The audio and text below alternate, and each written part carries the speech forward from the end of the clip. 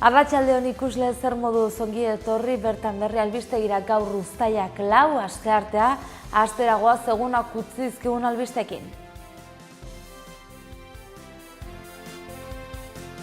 Euskal Herrian euskara sustatzeko hitzarmena sinatu dute Eusko Jaurlaritzak, Nafarroako gobernuak eta euskararen erakunde publikoak. Besteak beste irakaskuntzan eta aisialdian truke programak bultzatuko dituzte. Iruñeko abiadura handiko trenaren geltokiaren hirigintza proiektua moteltzeko proposatu du Nasubinsak. Foro sozialak dio euskal preso politikoen kolektiboaren ekarpenak garrantzitsua dela eta baldintza nahikoa badagoela presoen auzia arrazoizko epeetan konpontzeko ibilbide horri bat adosteko. Koldo Martinezek adierazi du aldaketa errotuta dagoela. Iruñeko gizon bat espetxera bidali dute haur pornografia egotzita. Nagore Lafaje omendu dute Iruñan hil zutenetik 9 urtera. 3.800 agentek parte hartuko dute Sanfermietako segurtasun dispositiboan. Entzierroen ibilbidea goizeko 7 eta 4 itxiko dute egunero. Iruñeko udaleko herri babeserako batzordeak adierazi duenez, ibilbidea goizago isteak bertakoen segurtasuna bermatzen lagunduko du. Astearte honetako albisteekin hasteko Euskal Herrian euskara sustatzeko hitzarmena sinatu dute Eusko Jaurlaritzak, Nafarroako gobernuak eta euskararen erakunde publikoak, besteak beste irakaskuntzan eta aisialdian truke programak bultzatuko dituzte. Hizkuntza politikaren arloko lankidetza sendotu egingo dute Eusko Jaurlaritzak, Nafarroako gobernuak eta euskararen erakunde publikoak. Hitzarmen bat sinatu dute 3 erakundeek, ildo nagusiak zehaztuta: batetik, truke programak bultzatuko dituzte irakaskuntzan eta aisian, bestetik ikerketan elkarrekin arituko dira. Gainera, akordioarekin bide bat hasi nahi dute 3 erakundeek, Europaren finantzak eta lortu nahi dute euskara sustatzeko. Bereziki jarri dira POCTEFA egitasmoari begira 2020an jarriko da indarrean proiektu berria eta han hizkuntza politika sartzea nahi dute. Iruñan sinatu zuten hitzarmena atzo 3 erakundetako hizkuntza politikaren arduradun nagusiak bertan zirela. Eusko Jaurlaritzatik Bingen Zupiria hizkuntza politikarako sailburua, Nafarroako gobernutik Ana Oio herritarrekiko eta erakundekiko harremanetarako kontseilaria eta euskararen erakunde publikotik Matthew Berge lehendakaria. Nafarroako jauregian izenpete zuten ituna 3 ordezkariek. Orain arte ez dute izan horrelako itunik 3 erakundeek, Jaurlaritzak bai, sinatuak ditu hitzarmenak beste biekin, baina ez zen 3ak batzen zituen akordiorik. Nafarroako gobernu aldaketarekin urratu dute bidea. Martxoan Akitania Euskadi euroeskualdean sartu zen Nafarroa, orain euskarari buruzko ituna izenpetu du. Akordioa aurrera pausua dela nabarmendu dute 3 erakundeek. Nafarroako ordezkariak esan du erakundeen arteko errespetua dela akordioaren oinarria, haien arteko harreman normalizatu erakusten duela. Zupiriak erantsi du kontuan izango dituztela errealitate soziolinguistikoak. Bergek berriz adostasunaz hitz egin du. Euskararen erakunde publikoko kide guztiek ontzat jo dutela lankidetza ituna. 4 urterako ituna da eta 5 ardatz ditu. Adibidez, sare publikoan irakasle euskaldunak falta dira Lapurdin, Nafarroa beran eta Zuberoan. Hori bideratzeko 3 herrialdetako 21 ikasle hegoaldera joango dira irakasle ikasketak euskaraz egiteko eta hegoaldeko beste 21 Bordeleko unibertsitatera karrera amaitu eta frantsesa hobetzeko oposizioak egin alizateko. Ikasleekin ere egin nahi dituzte trukeak euskararen erabilera bultzatzeko. Hizkuntza egonaldiak eta udalekoak aipatu dituzte. 3 erakundeen itunak ez du aurrekontu zehatzik, bakoitzaren baliabideak erabiliko dituzte. Hain justu, helburu dute bikoiztasunak eta gastuak gutxitzea. Iruñeko abiadura handiko trenaren geltokiaren hirigintza proiektua moteltzea proposatu du Nasubinsak. Nasubinsak esan du 2010ko udalerriz gaindiko planak gaur egungo egoerara egokitu behar dela.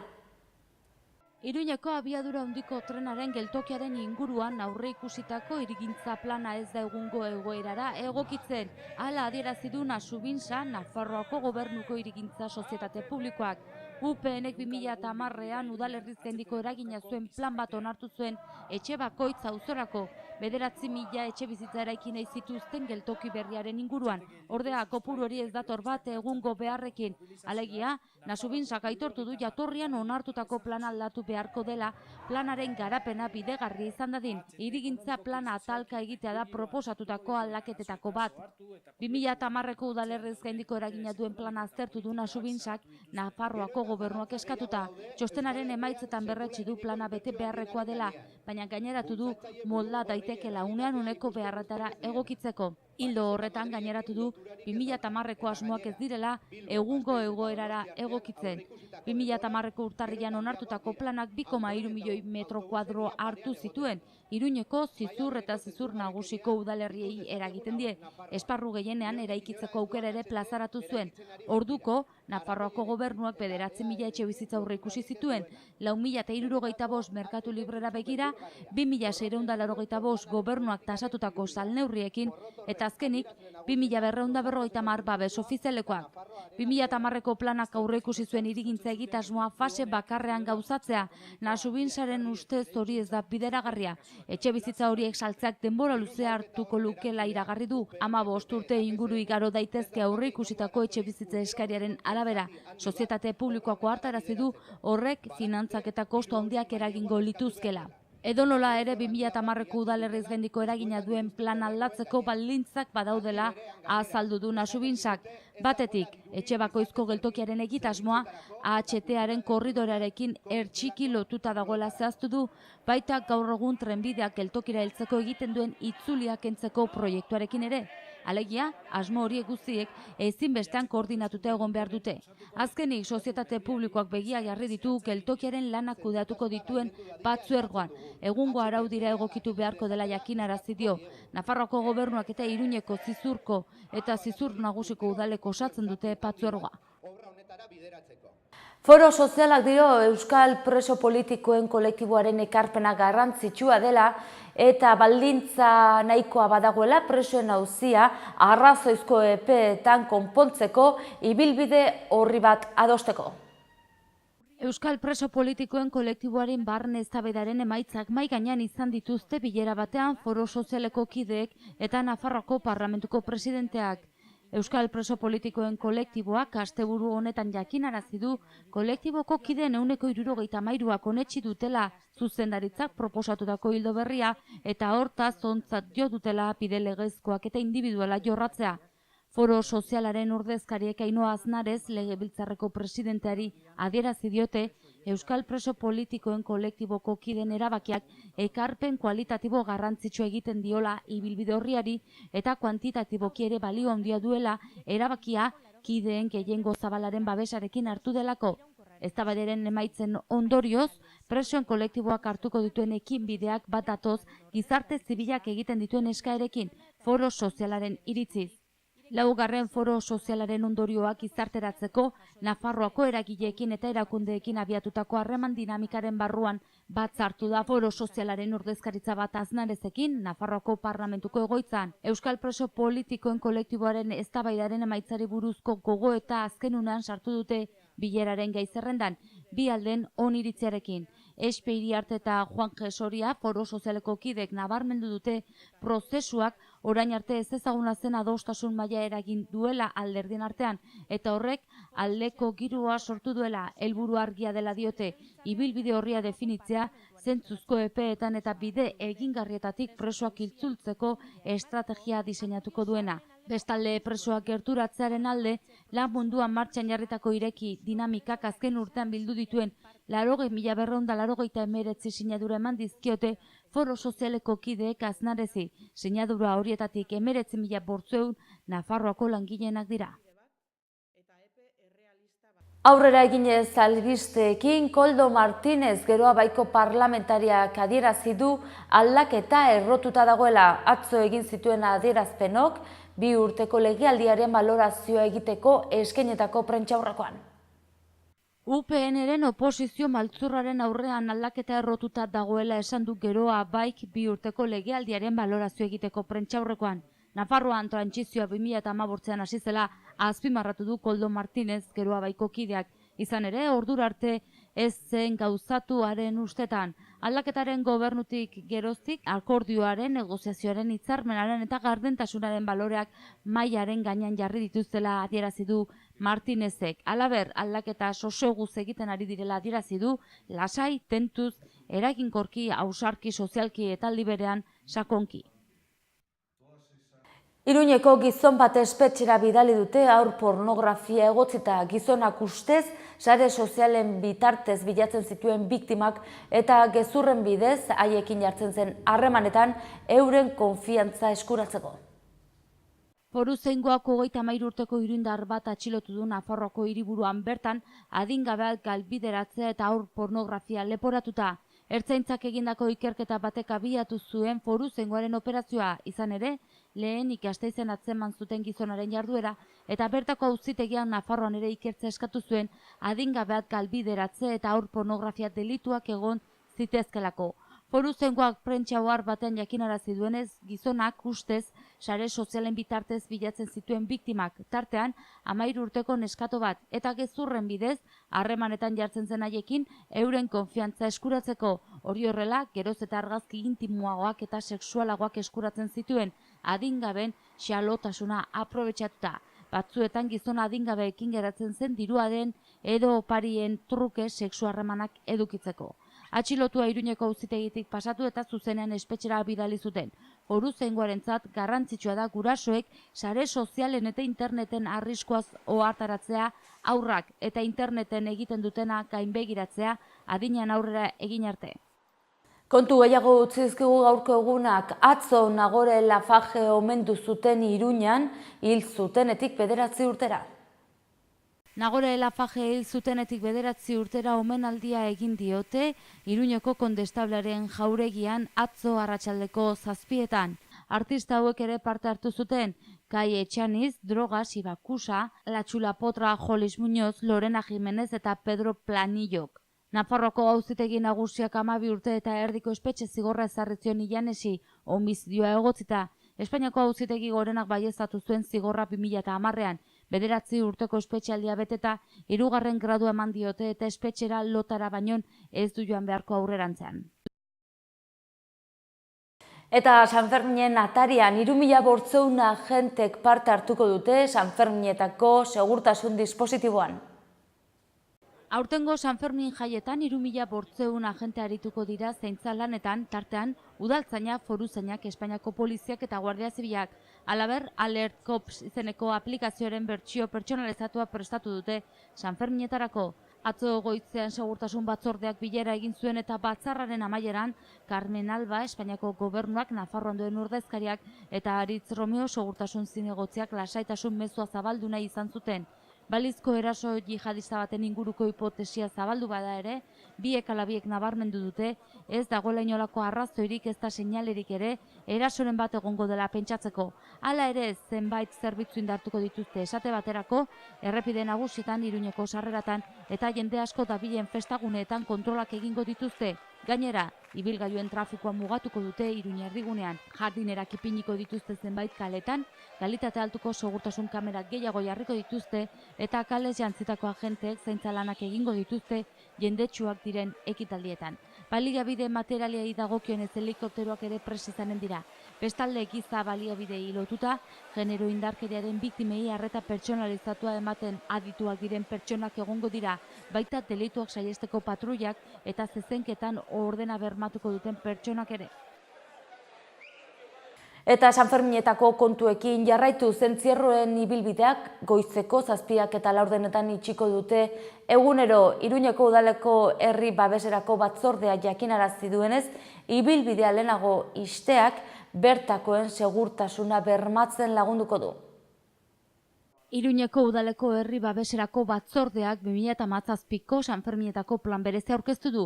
Besteak beste segurtasun neurriak bermatze aldera entzierroen ibilbidea 7 eta 4 itxiko dela jakinarazi dute. Publikatu duen dokumentuan trafiko etenen inguruko xetasunen berri ere eman du batzordeak. Alde Zarreko eta Zabalguneetako 21 kaletan trafiko itxita egonen da eta elementu finkoak jarriko ditu udalak. Araututako aparkalekuari dagokionez, gune laranja bezala funtzionatuko du eguneko 24 orduetan uztailaren 8-tik 14 biak barne. 2017ko Sanfermin jaietako programak gustu eta adin guztietarako jendearentzat pentsatutako 408 ekitaldi ofizial biltzen ditu. Eta gaurkoan eguraldi ona dugu. Goazen eguraldiaren iragarpena zein den ikustera.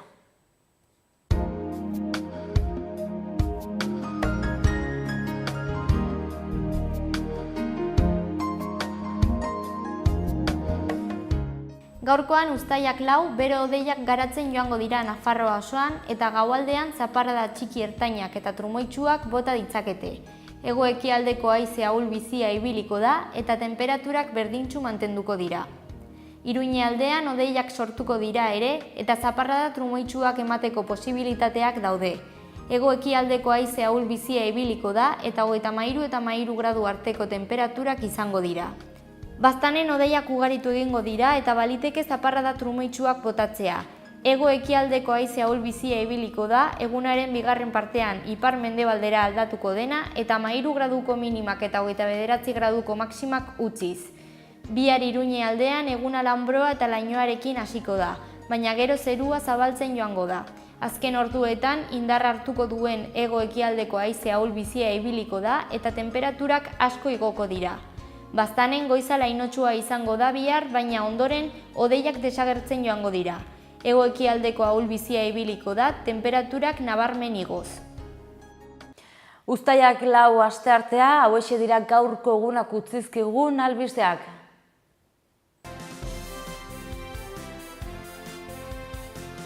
Euskal Herrian euskara sustatzeko hitzarmena sinatu dute Eusko Jaurlaritzak, Nafarroako gobernuak eta euskararen erakunde publikoak. Besteak beste irakaskuntzan eta aisialdian truke programak bultzatuko dituzte. Iruñeko abiadura handiko trenaren geltokiaren hirigintza proiektua moteltzeko proposatu du Nasubinsak. Foro sozialak dio euskal preso politikoen kolektiboaren ekarpena garrantzitsua dela eta baldintza nahikoa badagoela presoen auzia arrazoizko epeetan konpontzeko ibilbide horri bat adosteko. Koldo Martinezek adierazi du aldaketa errotuta dagoela. Iruñeko gizon bat espetxera bidali dute haur pornografia egotzita. Nagore Lafaje omendu dute Iruñan hil zutenetik 9 urtera. 3.800 agentek parte hartuko dute Sanfermietako segurtasun dispositiboan. Entzierroen ibilbidea goizeko 7 eta 4 itxiko dute egunero. Iruñeko udaleko herri babeserako batzordeak adierazi duenez, ibilbidea goizago isteak bertakoen segurtasuna bermatzen lagunduko du. Eta bertzerik ez gaurkoz, mila esker zuen arretagatik eta arratsalde ona izan, bihar arte.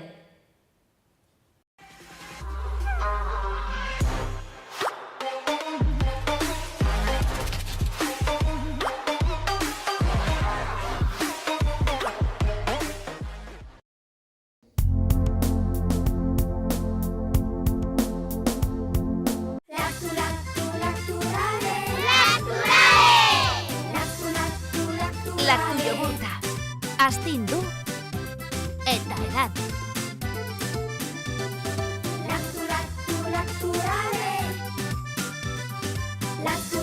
Laktu jogur. Orain ere, laktu jogurta gaingabetua, 100%! Gorritxon atsedenerako sistema hoberenak eta loaldi egoki batendako beharrezkoak diren produktuak aurkituko dituzu. 40 urte daramatzagu punta-puntako materialak eta marka hoberenak bezeroaren eskura jartzen.